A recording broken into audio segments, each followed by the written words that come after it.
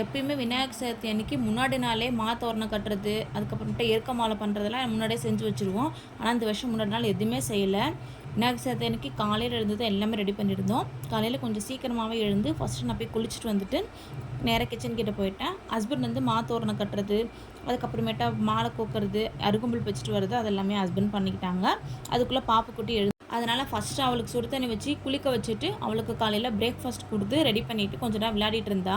பாப்பூட்டிக்கு காலையில் பிரேக்ஃபாஸ்ட் வந்து சக்கரவள்ளி கிழங்கு இருந்தது, அதுவே வேக வச்சு மசிச்சு கொடுத்துட்டேன். சாப்பிட்டுட்டா.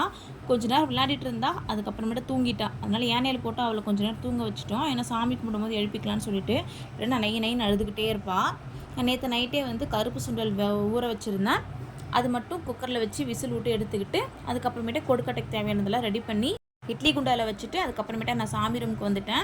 பூஜை சாமான் மட்டும் ஒரு நாளைக்கு முன்னாடியே வந்து எல்லாமே வாஷ் பண்ணி வச்சுருந்தேன். அதனால் எனக்கு கொஞ்சம் ஈஸியாக இருந்தது. விளக்குக்கு எண்ணெய்லாம் ஊற்றி திரி போட்டு ரெடி பண்ணி வச்சுட்டேன்.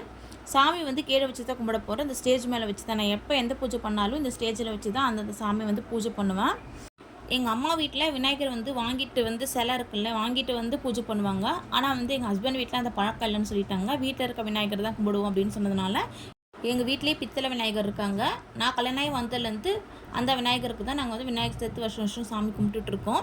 ஃபஸ்ட்டு சாமிக்கு வந்து அருகம்புல் வச்சு எருக்க மாலைலாம் போட்டு சாமியை ஃபஸ்ட்டு ரெடி பண்ணிட்டேன். சாமிக்கு விளக்கு கீழே எல்லாமே என்னென்ன வேணுமோ எல்லாமே ரெடி பண்ணி வச்சுட்டு பூஜை ரூமில் இருக்க சாமிக்கு எல்லாமே பூ போட்டு அங்கேயே எல்லாமே ரெடி பண்ணிட்டேன்.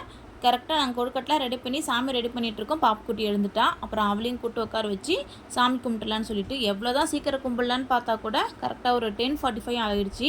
நாங்கள் எல்லாருமே விரதம். அதுக்கப்புறமேட்டு சாமி கும்பிட்டு அதுக்கப்புறமேட்டு தான் சாப்பிட்டோம்.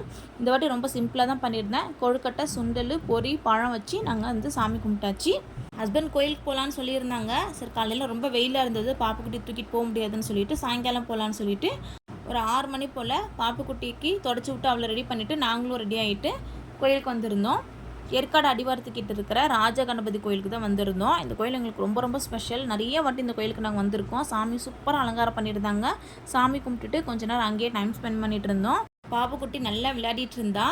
எனக்கு ஹஸ்பண்ட் 2 பேருக்குமே இந்த கோயில் வந்து ரொம்ப ரொம்ப ஸ்பெஷல், ரொம்பவே பிடிக்கும். உங்களுக்கு இந்த வீடியோ பிடிச்சிருந்தா லைக் பண்ணுங்கள், சப்ஸ்கிரைப் பண்ணுங்கள். நெக்ஸ்ட் வீடியோவில் பார்க்கலாம். பாய்.